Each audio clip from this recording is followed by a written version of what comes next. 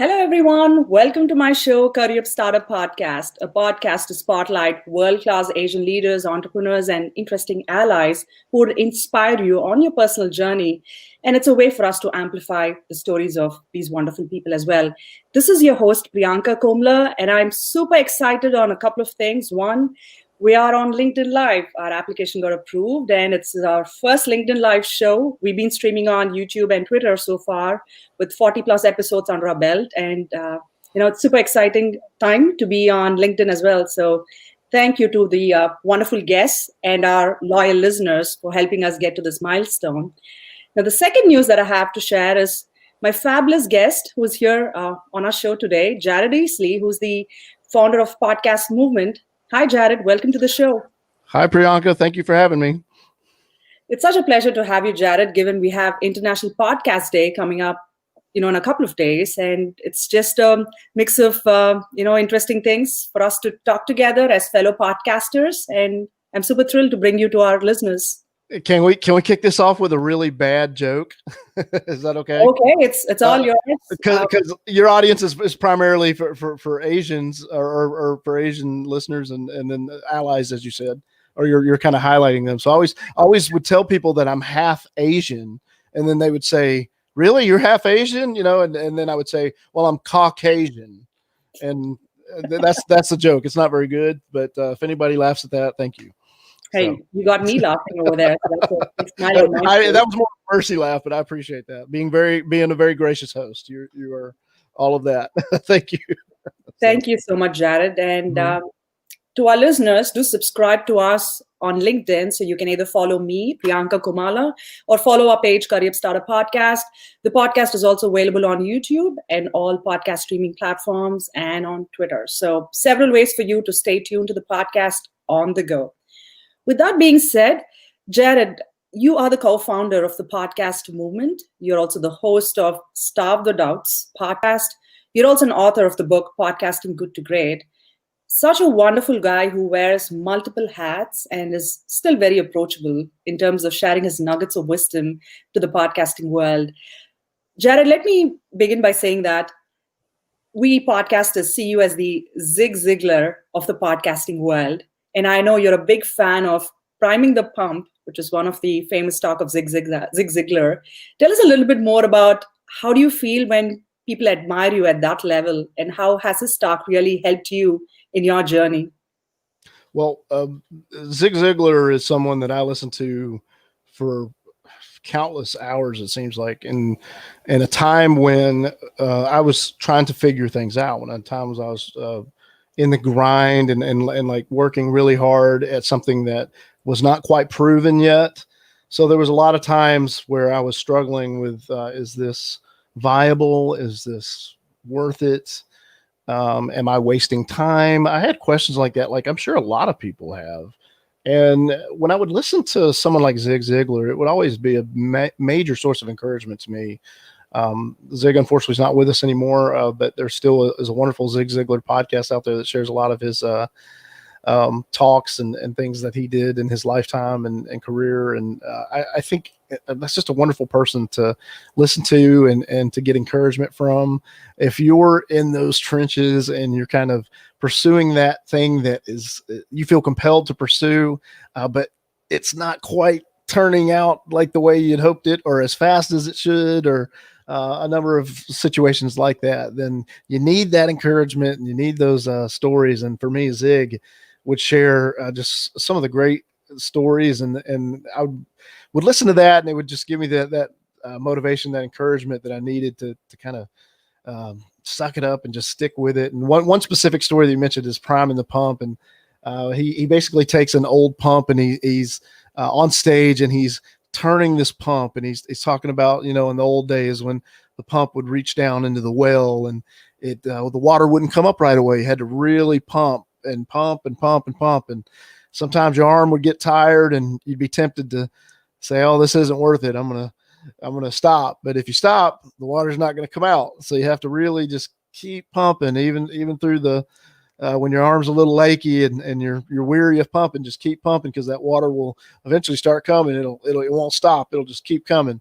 And that specific analogy really inspired me Uh, and I found it to be true because during those times when we were not sure and we were working really hard, I look back now and I realize, okay, that was a foundational time. That was a time when we needed to prove ourselves. We needed to earn credibility with the community. We needed to establish relationships. We needed to do things that you just can't skip. It's a process. And if you skip them, it's likely going to affect your long-term success and outcome.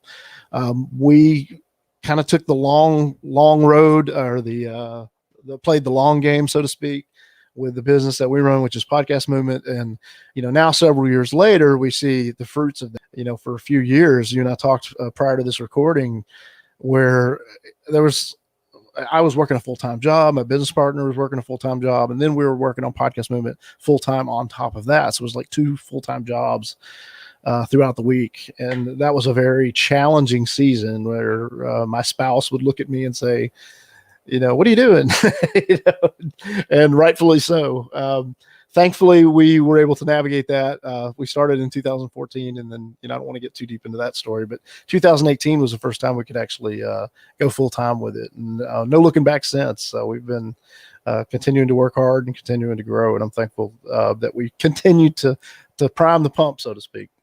That's an amazing journey, Jared. And to our listeners, the reason why I brought Jared onto the show is we're going to learn 3 critical things from him. One is his journey as the co-founder of the Podcast Movement, how he has been priming the pump for a number of years, and today he's seen tremendous success, which we're going to talk deeper, bringing on Mark Cuban into the show, and the success secrets behind all of that. And 2, how he has successfully pivoted his career from being in the military to being a musician to where he is today. And 3, and the most important of all, is the legacy of his dad, the values that his dad has instilled in him and how he has successfully carried those forward as part of his life journey. So I feel, in this podcast, you're going to feel inspired by Jared's humble story, and hope you can take these nuggets of wisdom as part of your life adventure as well. So how does that sound, Jared, to you? I'm excited just to be here. So we can talk about whatever. We can talk about Star Wars, and I'd be happy. But yeah, let's go with that. That's a good plan. So. Hey, as a podcaster, you can talk about any topic under the sun. So there you go. True. So let's start with the Podcast Movement Virtual, which is just a few weeks away. And a couple of big wins that you've had is Mark Cuban, who's the media titan and Dallas Mavericks owner, is going to take stage for a live conversation. You also have veteran speaker Erica Mandy, who's the founder and host of Newsworthy. How has your priming the pump story really helped you in getting these thought leaders who are focused on voice and being media experts, being tech experts, to actually say yes to being on the Podcast Virtual Movement? I think part of it is suspension of disbelief, meaning it's very tempting sometimes to say, well, I'm not at this particular point, or I'm not this influential, or I don't have this particular number in my bank account, or I don't have this type of social proof on my social media accounts.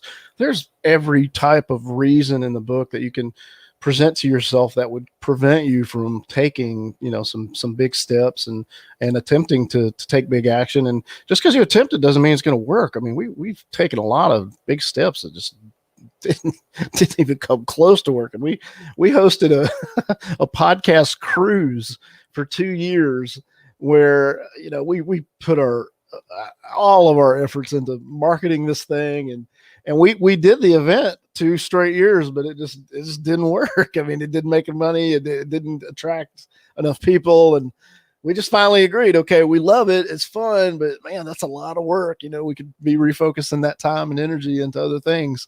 So we tried stuff. We weren't afraid. We tried a virtual event back in 2000. I want to say, I think it was 2015 at the beginning of the year.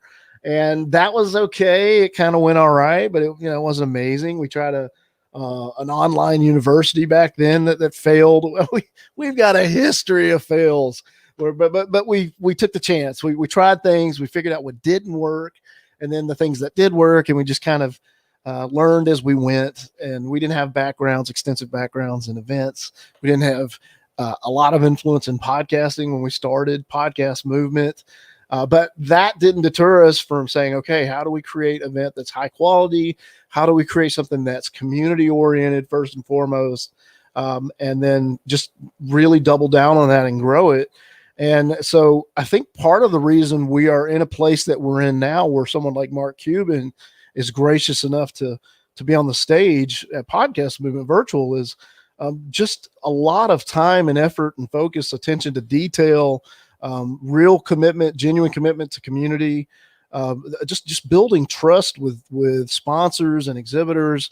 Oh, that under promising, over delivering. It's so tempting to say, I'm going to give you the moon, and then you don't even come close to delivering that. And we decided a long time ago, hey, we're gonna not be that way. We're gonna under promise and we're gonna over deliver. And so when we say something, when we say, hey, this is what we're gonna do, unless there's some mass problem or whatever, we're gonna deliver what we say we're gonna deliver. And there's plenty of people in our community that can vouch for that. As far as why the Mark Cuban thing is such a big deal for us, we've worked on that relationship for a number of years.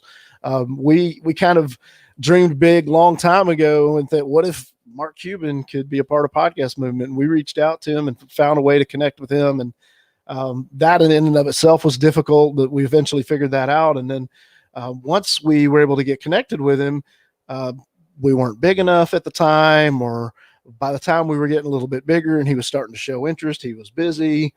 And so there were several times that we had reached out and we had asked, and he was very kind and expressed interest, but just said, no, not right now.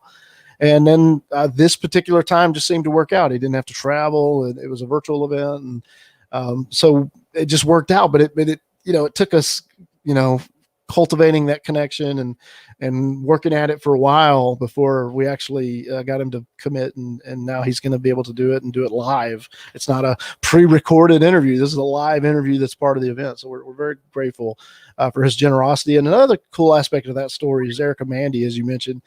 She started the Newsweather a few years ago. And I think her story is a great one for this audience, because she was working at a local news station in LA and, having moderate success in her career, but she just wanted to do something that was her own.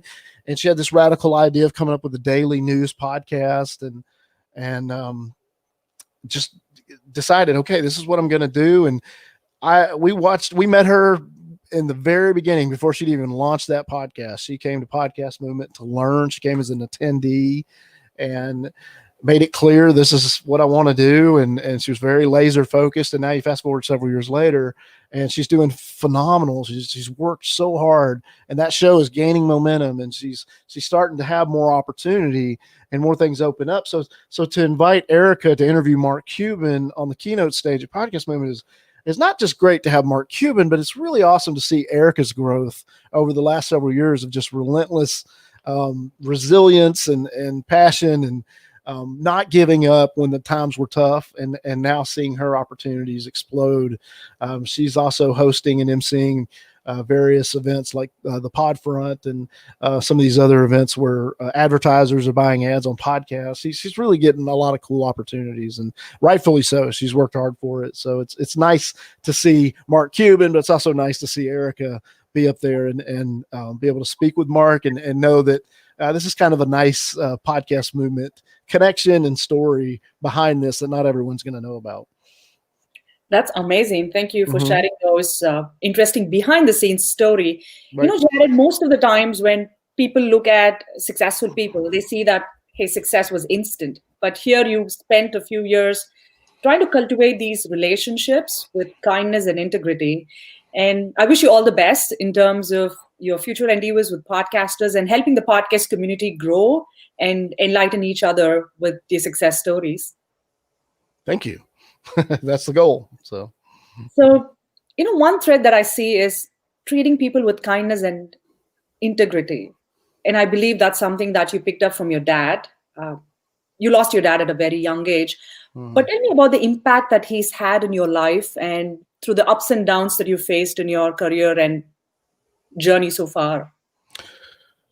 Well, I haven't been perfect at it, but I did have a good example early on in my life, and that still resonates with me years later. And my father was involved in radio broadcasting and had some success there. And, he got opportunities that now I look back and be like, that's pretty amazing. He did that. Like he interviewed, the president. And I mean, he was, interviewing Martin Luther King back in the civil rights movement and stuff. Like he did some really interesting things.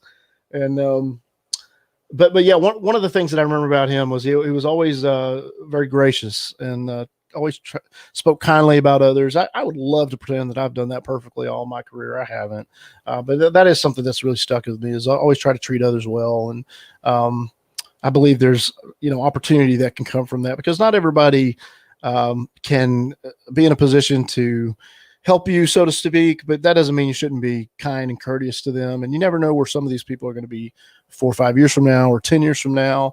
There's plenty of stories where we met people early on, and like Erica, for example, we could have just been like dismissive of Erica. Okay, Erica, the Newsworthy podcast, that isn't a big deal. But now, that's not the truth. She's worked really hard, and it's starting to see more success, and having her involved is more of a win-win now. It's it's good for her, but it's also good for us because she's built her platform and she's done an amazing job. And so to have her lend her credibility to us after all this time of putting in this hard work and effort, it's a joy to see, her success, and because we know how hard she's worked for it. And she's been gracious to the podcast movement community throughout that whole time. She's learned from us. When she had advice, she shared it on her stage. So those are good things that I think have come about, just from a community aspect. My dad was very humble. He didn't always have to be in the spotlight. He got opportunities to be in the spotlight, but it wasn't like he was always trying for them. And that's something that my business partner Dan and I have really tried to adopt since the early part of Podcast Movement. Was we believed very strongly that for Podcast Movement to be a community event, that would mean that we would kind of put our egos aside and not be on the stage, not have our faces all over the marketing images. And there's nothing wrong with personal branding. There's nothing wrong with doing that. But what some people can run into is they can run into the problem of their show or their business or their brand can be more about them than it is their community. And so we believed early on that if we could make the podcast movement community truly about the community and not about us, then that was going to be a way for us to gain sincere trust. And that has happened over the years. You've never seen us on stage. We don't get on stage. We don't speak at our event. We don't, like I said, our faces aren't on the marketing posters or on the Facebook ads. And that's strategic. We do that on purpose. And the irony of that is what's happened is a lot of people start to ask the question, well, Podcast Movement is this growing event, and it's arguably the industry event in podcasting. Who's behind this? Like, who's putting this together? So those questions lead back to saying, oh, there's these guys named Dan and Jared. And so we end up getting opportunities, like I'm fortunate now to be on your podcast. Exactly, right. And that's one of the reasons we wanted to bring you on the show, because people, don't get to hear from the folks who are behind the scenes and are gracious to let others get the spotlight.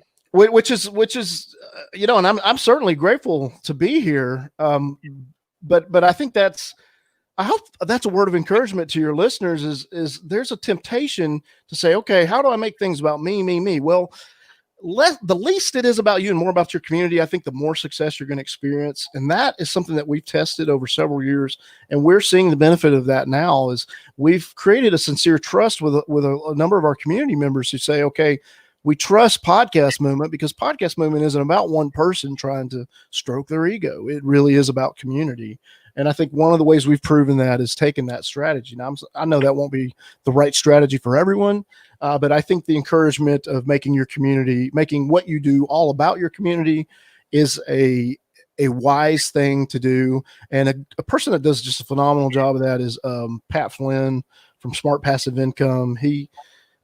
Yes, he's the face of his brand, but he doesn't make what he does all about himself. He really really tries to make it about his community. And I think he's a great example of someone who does personal branding well, but also makes it his focus about community. So, lessons learned from my dad. I think being humble, also being courteous to people, or two. And then just my dad had a really good sense of humor, and he loved the movie The Blues Brothers. And to this day, if I see that movie, I remember him sitting there laughing, watching that back in the day. And I think humor is so important. For people that are friends with me on Facebook, I don't post a lot of stuff on Facebook, but occasionally I'll post like dad jokes, and it has nothing to do with podcasting. It really has nothing to do with anything other than there's just so much negativity on social media. I try to curate, what I think are funny jokes and that are clean, and share those. And so I've had a number of people just say, I like to follow you just because I like to read the jokes,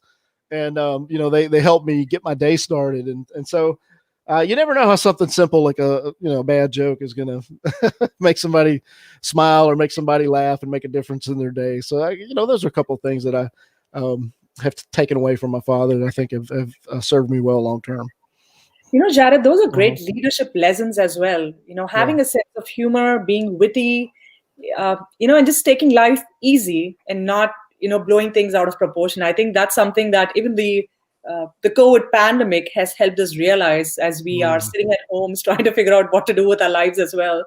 But those are just amazing pearls of wisdom, I should say, that your dad has instilled in you.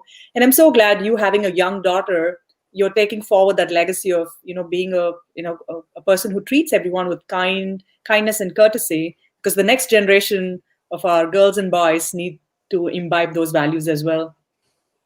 Well, and I'll say this too. There are times when people will, even though you're kind and you're courteous, they'll try to test you. And I've been tested many, many times. I'd love to pretend that I've always handled it with grace. Sometimes I haven't. And I'm working through and I'm growing like everybody else. But the more times that I can really be kind and gracious is when I get the best results. So just kind of keep that in mind. You're going to run into some opposition. You're going to run into competition. You're going to run into people that aren't really looking out for you. They're looking out for themselves, and you get to decide how you're going to react to those folks. And hopefully you can react in a way that's positive and not take those things to heart. And I'd love, like I said, to say that I've gotten that perfectly every time. And sometimes I haven't, but I'm working on it like anyone else. And I think I'm getting a lot better than it was early on. Sometimes it was very frustrating when we were not making any money and we were working really hard, and then people would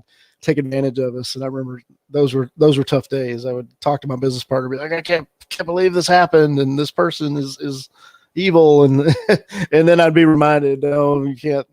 Don't, even if that's true, don't allow yourself to fall into that trap. And and look at what you have done. Built a strong community who are engaged and who trust each other through the podcast movement as well.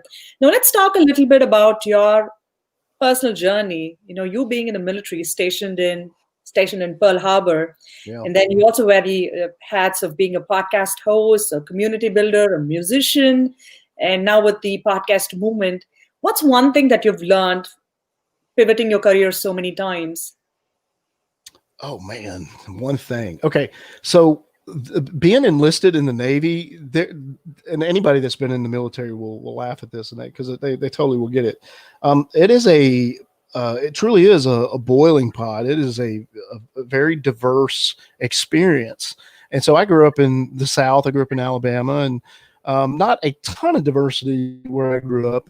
So when I joined the military, I was immediately surrounded by people from all over the country and from in some cases other countries.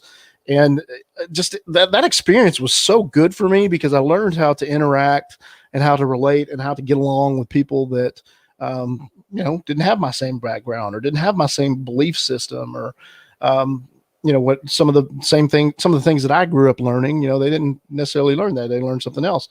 So that would be my takeaway there is I'm so grateful that the military got me out of my comfort zone. It provided a structure for me during a vulnerable time of my life when I was in my early 20s and trying to figure out what I wanted to do next. I had some structure. I had a steady paycheck. I had an opportunity to live in Hawaii, which was amazing, and made some wonderful friends there. But that experience of just the diversity and interacting with so many different types of people, I think really set me up for now later on with the podcast community, because it is also very diverse. And there's so many types of people that are getting into podcasting and wanting to share their stories. And we are advocates for that. And we want to help those people. And so I'm so thankful that I had the experience from the military. I'll share a quick story. This is kind of funny, but I remember it was real lonely in the beginning. I was living in a place that I wasn't familiar, and I was kind of a fish out of water. And I would be in the barracks room. I didn't have a car, and we would go down to the lobby where there was a big TV, and on Monday nights, and there would be so many guys. Like, I couldn't say how many, but just the room was packed, and all these guys would be watching pro wrestling, which like a Monday Night Raw. And I'm not going to get on a tangent about wrestling, but what I thought was interesting about this is I looked around this room with all these guys watching wrestling. You had the farm kid that grew up in Missouri. You had the kid that grew up in the ghetto in Chicago. You had the Hispanic kid from Southern California. You had, just this very super diverse group of people that probably wouldn't come together in any other way. And here they were sitting together watching wrestling and cheering for the good guys and booing the bad guys. And I'll never forget that. Like, in my head, I was like, wrestling brings people together, which is kind of silly to laugh about that, but it really is true. And that's the hope with Podcast Movement is we want to be. Podcast Movement brings people together. It brings all these different categories and all these different people with opportunities to share their voice, and allows a safe place for them to come together and talk about what's working and talk about areas where they need to improve and get ideas. And it's just so wonderful to see that type of collaborative spirit and that synergistic mindset happen at our events and our virtual events. Happen in our online Facebook group. And that's really what's helping a number of podcasters go from just kind of doing something that's a little hobby and something that, doesn't really mean much, to turning it into a big show that has a lot of listeners and potentially a full-time living. We've seen that time and time again with people that we would have thought, I'm not sure if their idea is that great, but their idea ended up being amazing, because now, they have this resume to prove, and all these listeners and all these opportunities that have opened up for them. So that's the hope, is Podcast Movement is a safe place and a diverse place for anyone, regardless of your background or ethnicity or whatever, that you can come and you can feel safe and you can talk about your podcast. You can talk about what you're learning or ask questions and get answers and continue to make progress in what you're doing with your show.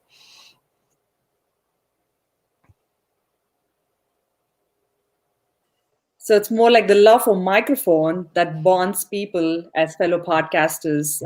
Just as you shared your example from being in the military, Jared, I think it's an interesting time to be in the podcasting space, given Spotify is big on podcasts. There's Michelle Obama who's on podcasts. Yes. So I think the space has really elevated itself, and it's very enticing for a lot of people to make their mark over here. Now, a couple of things. There are a lot of people who are interested in the podcasting medium more as a hobby, but there are also people who focused on their professional branding as a thought leader to be in the podcasting space. There are also entrepreneurs who want to build their brands and create revenue models. And there are organizations that want to, use that as a recruiting tool, say, for example, by bringing, behind the scenes, their employees or the top leadership as a way to interact with potential candidates or clients. So there are several people who are trying to foray into the field of podcasting.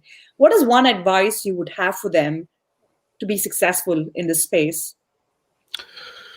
Well, there's a lot of different people with different perspectives that you just described. So a single answer, I think, is getting is embracing the overall podcast community that we mentioned, the collaborative spirit and the synergistic mindset. And the more you can interact with the podcast community as a whole, the more opportunities that creates to give you ideas on how to be creative, how to do things differently that will accomplish the goals that you want to accomplish, whether that's, like you said, personal branding, whether it's a business that's trying to grow, whether it's somebody in their garage. There's a number of ways to do podcasting, but we can all learn from each other. And Yeah. So that would be, I think the best answer is whether it's coming to a podcast movement event virtually or in person, or being involved in our online community, or finding, other podcasters to connect with, wherever. I think that's a great thing to do, because the community overall is looking out for each other for the most part. And because of that, there is a lot of great insight and great creativity that's being shared that give people new ideas on how to try something different. And we're seeing it time and time again that people have these questions, they get their answers and they implement them, and then they see growth in their podcast. And it's exciting, and it gives them that encouragement they need to keep going. That's amazing. And I hope more people take advantage of the podcast movement that's coming up soon and find a way to interact and learn from each other as part of meeting fellow podcasters, as well as the titans of the media world as well, who can share insights on what the future of podcasting is going to look like too. Agreed. Awesome. So I know you're also an author. You've authored the book, Podcasting Good to Great, How to Grow Your Audience Through Collaboration. What is one takeaway you would have for our listeners from that book? I never thought I'd be an author. If you told my English teacher in high school I'd write a book, she would have laughed about that. And at that time, that would have been totally fair. I've actually written 2 books, and I want to write more, but because we're so busy with Podcast Movement, I've promised my business partner that I'd wait a little bit. But that particular book that you said was my first one. And if you go and read it now, it was written a couple of years ago, but there's still some really good fundamentals in there that talk about how you can grow through collaborating with others, which kind of ties into what we were talking about. But one of the things that I found that was really a smart strategy for growing is, it's not a quick growth strategy. It's not a quick growth hack, but it's a mindset that works out over time. And I call it being the noticer. And when you're by yourself and you're waving your arms and you're saying, "Hey, look at me, listen to my show," most people won't pay attention. They won't care. And that's unfortunate, because you may have a really good show and you may have something really compelling to share. And but what does seem to matter is when you kind of take the time to start noticing people that would be your ideal listener.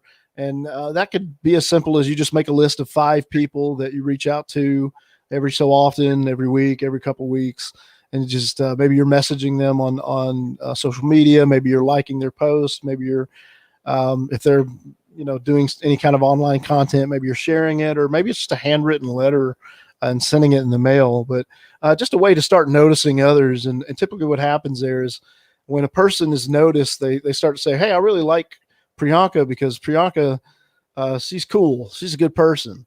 And when someone starts to say that, it's interesting because that creates rapport. So when you notice someone, it creates rapport. And then rapport over time, and when it's consistent, non-contrived, non-scheming, rapport will eventually yield reciprocity. So when Priyanka says, "Hey, Jared, I've got this new book, or I've got this thing that I'm doing, I thought you might want to check it out," I'm going to say, "Well, of course I want to check it out." And not only do I want to check it out, I'm going to tell some of my friends about it, because I like Priyanka. I want Priyanka to do well with her book. And so I talk about compounding that, and how, you just start out with a little bit. You start out with a couple people, and then over time you kind of manage that to be a few more and a few more. But what eventually happens is you get a group of people that are saying, "We love Priyanka." And when you have a group of people saying, "We love Priyanka," that gets more noticed than Priyanka just standing there waving her arms saying, "Listen to my podcast." So we talk about building the army. That's building the army. You start by noticing, which creates rapport, which eventually yields reciprocity when it's done the right way, not with any kind of, scheme or manipulation. And that reciprocity will create your army when you've compounded it, when you've done it a few times. And the army will get you noticed. The army, people will listen to the army. When they hear enough people saying, "We love this, we love the Curryup Startup Podcast," that's when people will say, "I need to go check that out." It seems so simple, but not everybody thinks that way. And I think maybe the reason for that is it's not a quick thing to do. It's something that takes a little bit of time. And we talked about priming the pump earlier. It's a lot of this stuff is the long game. It is just saying, "Okay, I'm going to really commit over this period of time to just do the work and be thankful that I can connect generously and I can grow this idea and just be in it to do it. And those are the people that stick with it and see results. And so that's building the army, which starts by noticing. So that's the advice from the book that I think hopefully will be an encouragement to someone. Hey, that's a great wisdom, Jared. Yep. And, it got my thinking into a more open mindset as well, because it's not about you as your personal brand. It's more about the people who are cheerleaders for you, who could be advocates, champions of you. And I think that's the ripple effect that really helps not just you succeed as a person, but that whole community. And that resonates with the podcast movement that you've been part of, and being a great author as well. So more reasons to check out the book as well. If you're a podcaster or anybody who is willing to build their personal brand, needs to understand the fundamentals of, how this can be really implemented in a successful way. Yeah, my friend Ryan Roten, he's an awesome coach. He's out in Colorado. He told me, he's like, this podcast book, it's not really just about podcasting. Like, this is a networking book. And I thought that was a really nice compliment. I don't know that I intended it that way, but he was saying that the things that we shared in that book are relevant to anybody who's just trying to grow their network to see more opportunities. It not even have to be specific to podcasting, although in this case it is. But I appreciate you bringing that up. And I think the more people can, make it about community, that's where you see opportunities over the long haul. That's awesome. We have a fun rapid fire round for you. Are you ready for that? Let's try. I'll do my best. When you hear that from a podcaster, that's Jared being very humble of himself. So you tell us the first thing that comes to your mind when I say the following: role model. Role model, man, somebody who's, oh goodness, I'm terrible at these. But role model for me would be my sister. My sister is a role model to me because she is a servant leader. She looks out for people first, herself second, sometimes to a detriment, but she's been there for me throughout my life. You mentioned my father passed away when I was young, and my sister was just a wonderful person that I looked up to in the midst of that difficult season, and we're still close to this day.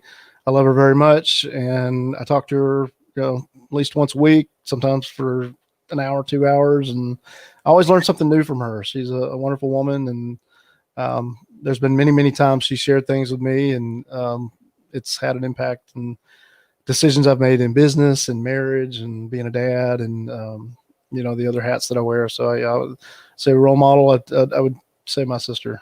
Yeah, that's amazing. Hope she gets to listen to this episode. No.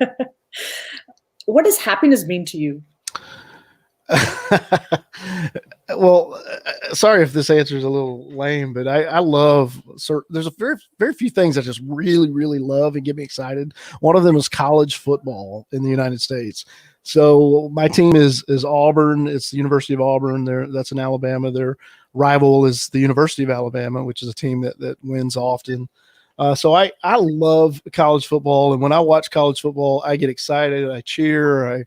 I get upset when the play is a bad play, and when it's a good play, I'm up screaming, and my wife and daughter are giving me weird looks. So for me, happiness is being able to see my football team and see them win. But of course, happiness is much, much deeper than that. And I think happiness isn't found on a map. I made that mistake years ago, Priyanka.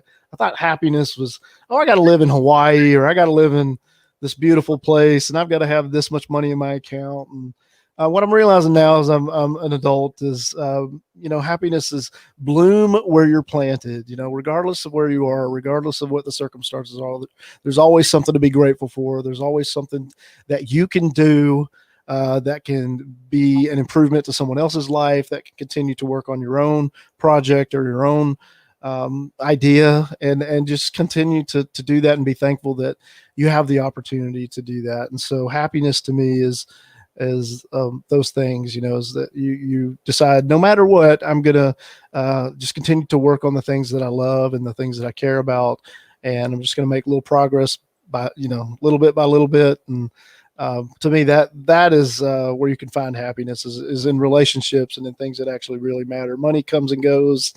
there's a lot of things that we think will make us happy, that job or that one client or whatever. And those things will disappear as quick as you get them. So, finding true happiness in your family and in relationships, I think is a good long-term strategy. That's an amazing piece of advice. And I think, this pandemic has helped a lot of us realize the true value of relationships and spending quality time with our loved ones as well. Yeah. What is one fun thing about Jared that the world hasn't known yet? And that's exclusive to our Curryup Startup Podcast listeners. Well, I like to play guitar. I like to sing. You mentioned this prior in the intro, but I used to be in a band years ago. I'm not currently in a band, but that was something I got a lot of joy out of. My friend Chris Murphy and I, we play together, and we would travel around, play at camps and coffee houses and, little places and colleges and stuff. And we did that for, maybe 2 years, but it was so much fun. I look back at that time and realize, man, that was some of the best times that I had in that season of my life was being able to sing cover songs and write songs and play and actually have people come out to hear us and sign autographs in some cases, which is still kind of laughable to think about. But yeah, I really enjoyed that. One word to describe yourself.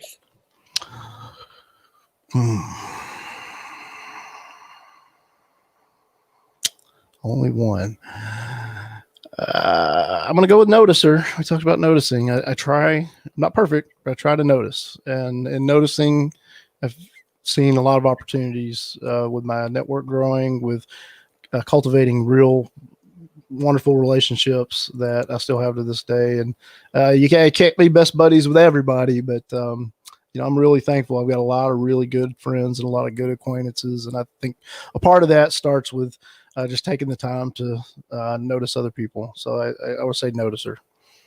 That's fabulous. And, it talks about the in-depth journey that you have had within yourself, not just your career experiences, but you come across as a man who has a lot of philosophy towards life, because the wisdom that you've shared is not something that you can get from books or, just nitty-gritty experiences of life. So keep up the great work, Jared.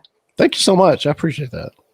Awesome. So to our listeners, that was Jared Easley, the co-founder of Podcast Movement, author, podcast host, himself a musician, and he shared a lot of fun things about himself. And the best part about bringing you onto the show, Jared, I'm so happy that you were kind and gracious to be our guest for the show, because a lot of times, as I mentioned, you're behind the scenes, and I think the world needs to know who Jared is, who's this amazing guy who's behind this podcast movement, who's helping grow this community. So kudos on the wonderful work that you do to the podcasting community. Thank you. And being behind the scenes isn't always so bad. It's kind of nice. Sometimes the spotlight it can be crazy. But being behind the scenes, there's an element of peace and less stress sometimes. But yeah. True. So do you have any parting thoughts to our listeners? Yeah, I think number one, keep listening to this show, the Curryup Startup Show. Subscribe, be checking out the show, because each of these episodes are going to be, they're just going to continue to encourage you. Like we talked about, I listen to Zig Ziglar. This is the type of show that's going to continue to give you that fuel that you need on those difficult days when you're pursuing that particular idea or that business or whatever it is that you feel compelled to pursue. Don't give up on that. Listen to shows like this, and stay in touch with good people like Priyanka. Be her friend, because you might run into a situation where you get to talk to her one-on-one. You'd say, "Hey, Priyanka, if you were me, what would you do? ABC," and she'll give you an opinion. And I've always learned opinions for the most part are free. So when you ask for somebody's opinion, usually they'll give you their opinion. So, but it's good to have opinions from people that are smart, and Priyanka's a smart person. So if you're going to get an opinion, I would say get it from a Priyanka. So. Thank you. That's so kind of you. And I'm always happy to share and spotlight, fellow allies and leaders from whom we can learn and grow together as well. So thank you for that.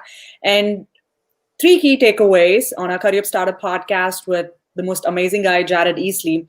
One is prime your pump and focus on the long haul game, never give up.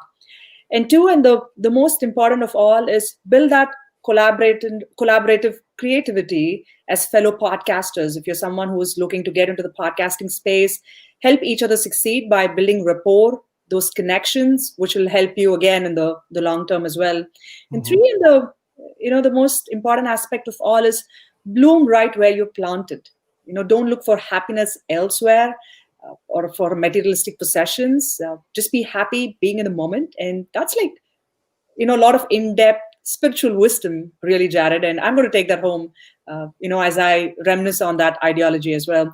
So thank you so much, Jared, for being a wonderful guest on our show. And we wish you the very best for the podcast movement that's coming up. To our listeners, I would highly recommend you to go and check out and be part of the podcast movement and hear from wonderful, smart people like Mark Cuban, Erica Mandy, and help Jared spread the word about being an amazing podcaster to the rest of the world as well. I think that's really important to have that sense of spirit of community and giving as well.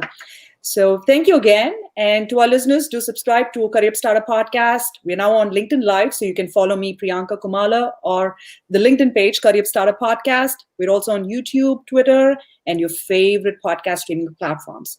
Until another episode with another fantabulous guest, this is your host, Priyanka Komala, signing off from Curryup Startup Podcast, a podcast to spotlight world-class Asian leaders and allies to inspire and ignite conversations.